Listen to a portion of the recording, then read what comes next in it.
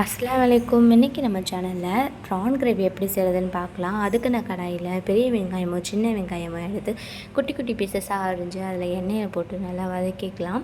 பெரிய சைஸாக 2 தக்காளி எடுத்து அது குட்டி குட்டியாக அரிஞ்சு நான் அதையும் சேர்த்துக்கிறேன். இப்போ தேவையான அளவு உப்பு சேர்த்து இஞ்சி பூண்டு பேஸ்ட்டு 1 டீஸ்பூன் சேர்த்து நல்லா கிண்டிக்கலாம்.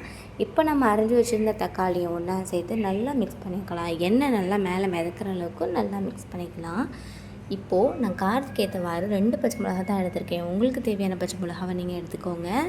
அது கூடவே புதினா லைட்டாக சேர்த்து வதக்கிக்கலாம். நல்லா மணமாக இருக்கும். இப்போது நம்ம மசாலாலாம் ஆட் பண்ணிடலாம். என்னென்ன மசாலானா 2 டீஸ்பூன் மிளகாய்த்தூள், 1/4 டீஸ்பூன் மஞ்சத்தூள், 1 டீஸ்பூன் கரம் மசாலா, 1 டீஸ்பூன் மல்லித்தூள்.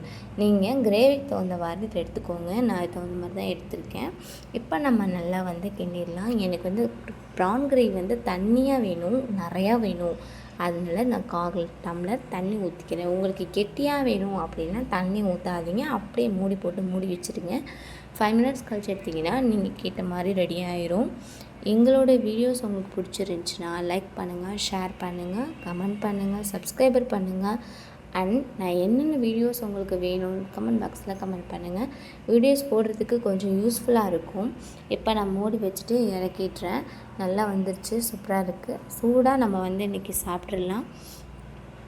இன்னொரு வீடியோவோட உங்களை சந்திக்கிறேன். இன்றைக்கி எங்கள் வீட்டில் இதுதான் சாப்பாடு.